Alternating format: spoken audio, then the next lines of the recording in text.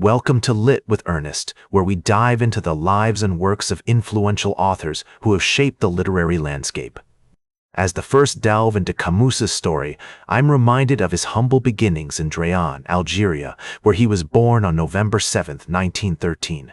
His father, Lucien Camus, was a poor agricultural worker who died in combat during World War I when Albert was just 1 year old. This early loss would later influence Camus' writing as he grappled with the absurdity of life and the search for meaning.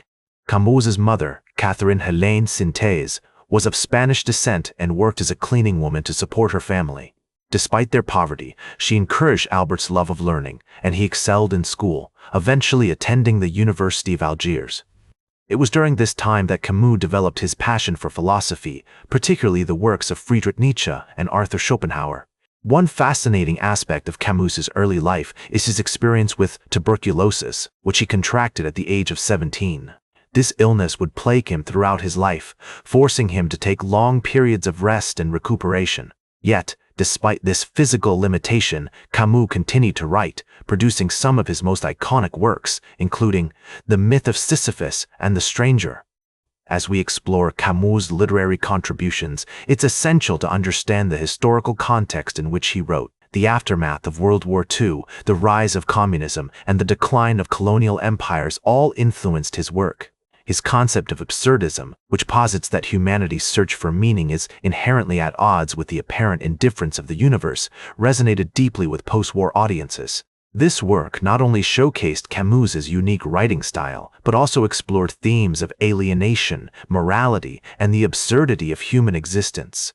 In addition to his literary works, Camus was a vocal advocate for social justice and human rights. He was a fierce critic of colonialism and supported the Algerian struggle for independence. One interesting example of Camus' influence can be seen in the work of Samuel Beckett, who was heavily influenced by Camus' absurdist philosophy. Beckett's plays, such as Waiting for Godot, reflect a similar sense of existential despair and the search for meaning in a seemingly meaningless world. Despite his significant contributions to literature, Camus' work has not been without criticism. Some have argued that his philosophy is overly pessimistic, neglecting the role of social and economic structures in shaping human experience. However, I believe that Camus' emphasis on individual freedom, moral responsibility, and the absurdity of human existence remains remarkably relevant today.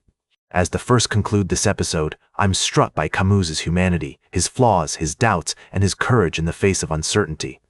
He was a man who lived with integrity, refusing to compromise his values even when it meant facing criticism and controversy. And it's this quality, this commitment to honesty, authenticity, and moral responsibility that makes his work so enduring, so powerful.